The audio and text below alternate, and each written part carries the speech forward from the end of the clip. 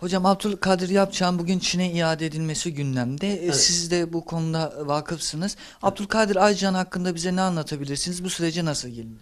Abdülkadir Yapcan, Doğu Türkistan'ın Kaşgar vilayetine bağlı Yapcal ilçesinde 1958 doğumlu bir Uygur aktivist ve İstanbul'da yaşayan Doğu Türkistan cemaatinin aksakallarından, yani ileri gelenlerinden biri.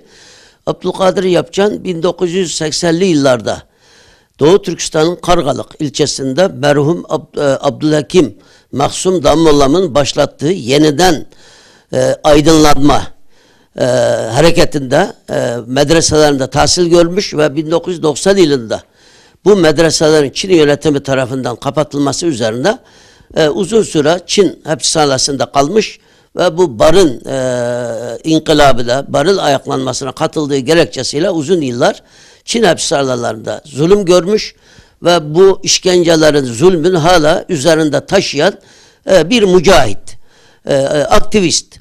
Abdülkadir Yapcan 2002 yılında Türkiye'ye geldi.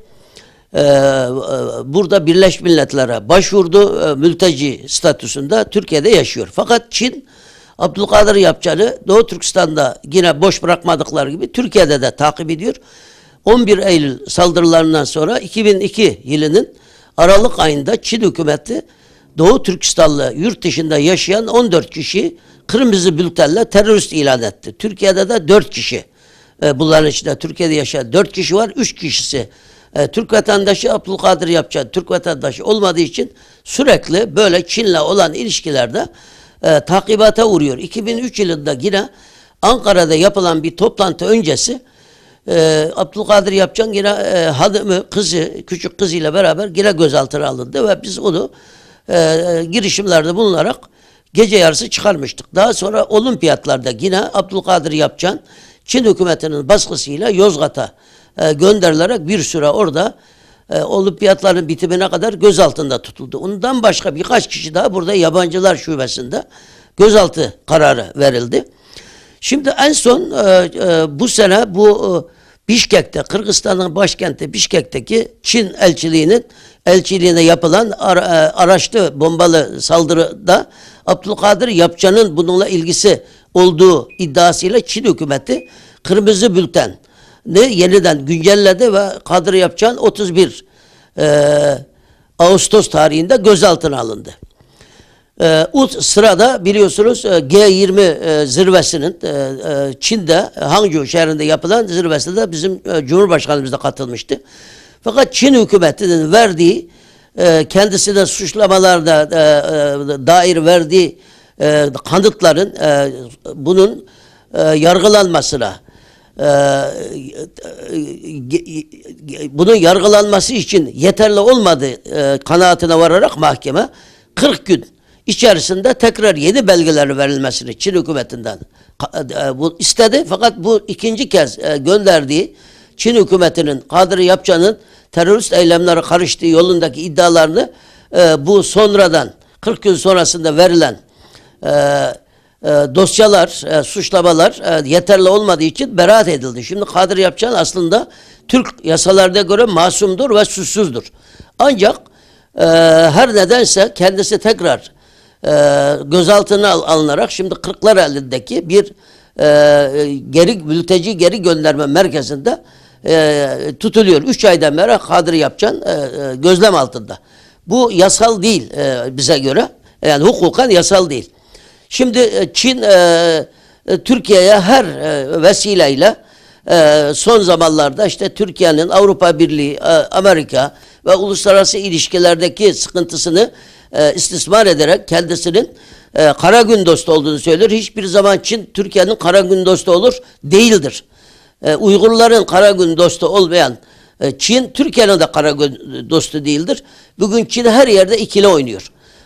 İsrail meselesinde olsun, Bosna Hersek meselesinde olsun, her Türkiye'nin bütün uluslararası ilişkilerindeki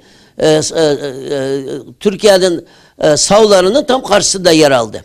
Bugün şöyle bir düşünelim. Bugün Rusya ile Çin arasında sıkışmış 2,5-3 milyon nüfusu olan Moğolistan Cumhuriyeti var. Bugün Doğu Türkistan'a komşu. Doğu Türkistan'da komşu olan bu ülkede hep Moğollar biliyorsunuz Budist dinine itikad ederler. Dünyadaki Budistlerin ruhani lideri Dalai Lama 59 yılından beri Hindistan'da sürgün hayatı yaşıyor. Yıllardan beri Moğolistan'ı ziyaret etmek istiyor. Fakat Çin hükümetinin baskı yapıyor. Moğolistan'a sürekli baskı yapıyor. Diyor ki bu ziyarete izin vermeyeceksiniz. Fakat 2 gün önce 2,5 milyonluk Moğolistan ve Çin'in %70 bütün ithalatını Çin'den karşılayan, yiyecek içecek her şeyini Çin'den karşılayan Moğolistan bütün bunları göze alarak bugün Dalai Lama'yı davet etti. Dalai Lama bugünlerde Moğolistan'ı ziyaret ediyor. Kaldı ki Türkiye 100 milyon nüfusu olan ve Çin'le sınırı olmayan ve kendi bölgesinde etkin Türk İslam dünyasının lideri konumunda bir ülke. Yani biz Moğolistan'la karşılaşacak mukayese edecek hiçbir durumda değiliz. Ama Türkiye'de elbette bir şahsi şey göstermesi lazım. Yani Türkiye bu Çin'in baskılarına karşı tarihten gelen inancımız gereği olan tutumunu sergilemesi lazım diye düşünüyorum. Peki hocam şu anda Abdülkadir Yapcan Kırklareli'ndeydiniz. Evet. Oradaki merkezde bekletiliyor. Sonuç ne olabilir ya da sizin bir Türk yetkililerden beklentiniz nedir bu konuda? Efendim Türkiye Cumhuriyeti Devleti de Abdülkadir Yapcan ve Türkiye'ye sığınan bütün mazlumlar Allah'ın Türkiye Cumhuriyeti Devleti de ve bu Anadolu topraklarında yaşayan Müslüman Türk halkına Allah'ın bir emanetidir. Abdülkadir Yapcan da bunların bir emanetidir. Türkiye Cumhuriyeti Devleti Osmanlı'dan itibaren Türk İslam dünyasının lideridir. Örnek aldığı bir ülkedir. Tarihte Türkiye hiçbir kendine sığınan insanı suçlu olmadığı takdirde kimseye iade etmemiştir, teslim etmemiştir. Bundan sonra da teslim edeceğine inanmıyoruz.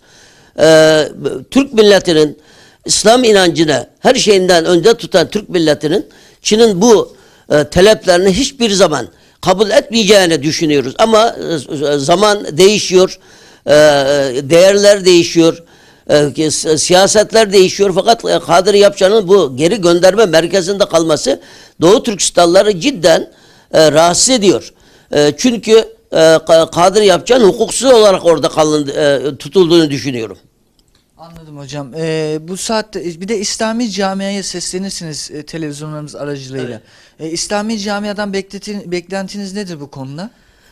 İslami camia maalesef Doğu Türkistan konusunda yeterli derecede hassasiyet göstermiyor. Maalesef bunu söylemek durumundayım. Yani Türkçe, Müslüman hangi dili konuşursa konuşsun, hangi etnik kökenden gelirse gelsin hak hukukçu da aynıdır.